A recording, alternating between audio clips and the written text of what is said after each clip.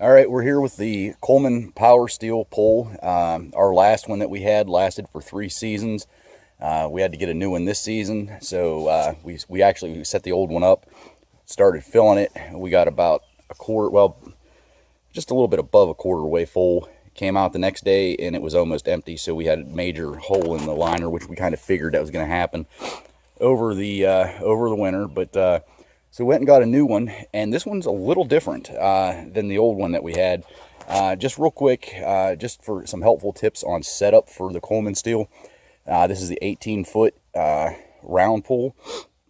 Number one, make sure you have flat surface to put it on.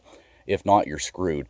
We had to go around, whenever we first put the original pool in, we had to dig out that much ground to make it flat, so that we weren't having any issues. Second tip that I'll give you, it's going to be kind of hard to see here, and it's kind of crappy because this is now 2 seasons old. But what we did was we put the original drop cloth that came with the pool underneath, and then this is what's called a Gorilla Pad. We got that off of Amazon. This is a lifesaver, this Gorilla Pad. It will not let rocks or anything come up through and poke holes into your pool. So I highly suggest you get a Gorilla Pad. Put that down on top of the drop cloth, and then that'll help prevent any punctures from any little rocks or anything you might have missed while you were preparing the area. Second tip, your drain hole. That's your drain hole for the Coleman Power Steel. Make sure that it's at the lowest point of your property. So with us, it's just going to be a straight shot back down over the little embankment there to drain it whenever the season's over. Here's the new from what we had from the last time. The old one, the cross beams here, they just had a little button on the bottom, spring-loaded button. You'd push it up, you'd slide it in, it would snap down into place into the T section here. With this new one, they're just plastic pins. And I'm thinking they probably did this to try to help out with the rust issue. I don't know, but we'll figure that out shortly. But so basically now you have a pin that goes down through your cross section, and then on the bottom side they give you a little tiny rubber sleeve to put over to keep it in place. I don't know. It's an upgrade because now you have contact points on 2 points instead of like in the previous pool. You just had the push button. The other tip is make damn sure you put this white band on the outside of your legs. That's what keeps your pole in shape whenever you start filling it up.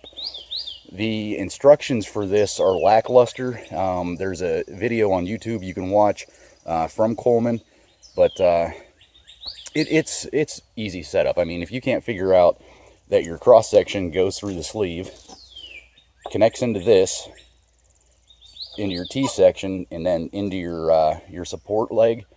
I mean, it's pretty simple. But what we do is put all the cross sections in first. Put all the cross sections in every sleeve the whole way around the pool. Do not put, or whenever you connect your T's, do not put the pins in to begin with. That'll leave you room so that you can go back and forth to make sure that you get a good fit on it. Because if you go around and you connect this to this, and then you connect it here, then you just keep going and connect it. By the time you get to the last one you try to put in, that is a bitch. So just take my advice on that. Do not actually physically connect these until you have them all in, and then you can go around and make your adjustments. It makes it that much easier. This is the 4th time I've set this pull, well, not this exact pull up, but a pull similar to. It's going to save you a lot of problems. The next thing, we talked about the drain plug. This is new to us. The other Coleman Power Steel, it only had 1 outtake valve. This one has 2. So now you're taking 2 different points. That's where your water is going to come out, go into the pump, and it's going to go from the pump, and it's going to go back up into this hole here, which I think is the A hole. No, this is the A hole. Kids love that joke. So we were setting the pole up, and I was like, hey, where's the A-hole? And my middle one's like, I'm standing beside him. So he's a smart ass. But yeah, these come with no instructions really on how to set it up. I'm going to attempt this one-handed. So this is what is going to go into what they call the B hole. There's a little tiny B, I don't know, yep, right there. That's the B. So you have 2 B holes. So all you're going to do, which this is surprising to me because it just sounds like there's going to be trouble. But you take this, and down here, and I can't see because there's a major sun glare, you just take your intake filter, you put it in, and once you put it in, and it kind of sticks out the end here. So then you're going to want to get your tube, which it comes with 2 tubes like this. And I'm not going to completely assemble it because I'm only doing this one-handed, but you're going to snug this up on top of that. So once this is snug, they give you a packet of these little lockdown rings. So you put your pipe over it, you put your lockdown ring on it, and you snug it down. And that's supposed to keep the water from coming out. I'm not sure how I'm going to like that. So you're going to do the same thing with your other B hole. You're going to take your other filter, same thing on the inside. You're just going to stick it in the hole. And then again, you would take your other side of the pipe, you'd stick it on there, make sure everything's snug. Take one of your lockdown screws, tighten it around, and that supposedly is going to keep it from leaking. I don't know how it's going to work. So then you have this. So your two tubes are connected. This is going to be in this area somewhere.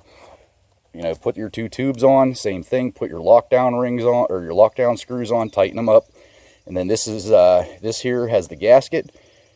You're going to screw that onto your T section here, and then this other end is going to be what goes into your pump. So from that, your A hole. These are the pieces that you're going to want for your A hole. God, I'm so immature. You're going to want the outtake. So basically, you're going to go find your big A hole. You're going to take this one, and you're going to, oh, wait a minute, my bad. First, you're going to want to unscrew it, which I think I tightened it down, so hold on one second.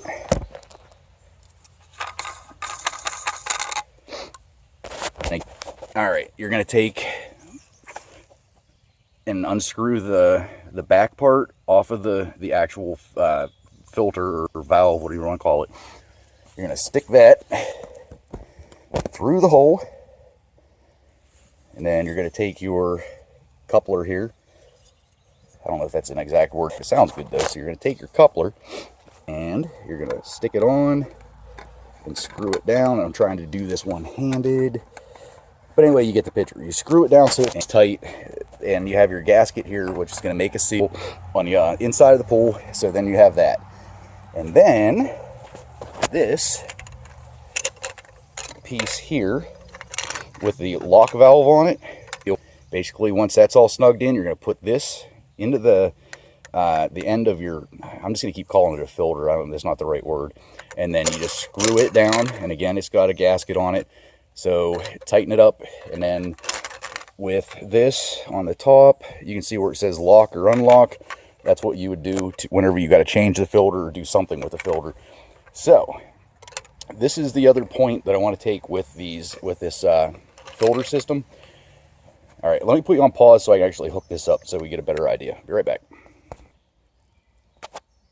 All right, we have all that hooked up. So now for the sake of argument, we're just going to say that your pipe here is hooked into your filter. We have these 2 pipes, which are here with your T section. For the sake of argument, those are hooked up, and this pipe is running to your filter. So now your filter is going, and all of a sudden you need to change the filter because they get dirty. This is what you have to do, and this is where, again, I don't know how well this design is going to work. So we have the hose on here, and we're just going to do one for both. So what you're going to do is you're going to loosen your clamp up a little bit. Once your clamp is loosened, you're going to take this out.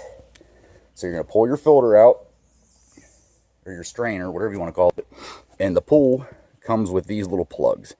You're going to have 2 of them. Hold on to them. You're going to stick the plug inside that hole, and like I said, you're going to do the same thing for both holes. Remove the filter, put the other plug in it. You're going to be good to go.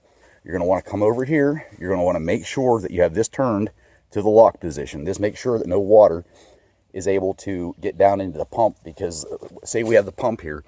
Once you unscrew the pump lid, all that water pressure is going to shoot up out of there, and you're going to have a hell of a time getting that lid back on before you lose a bunch of water. So make sure, take your strainer, or loosen it, take your strainer out, put the plug in.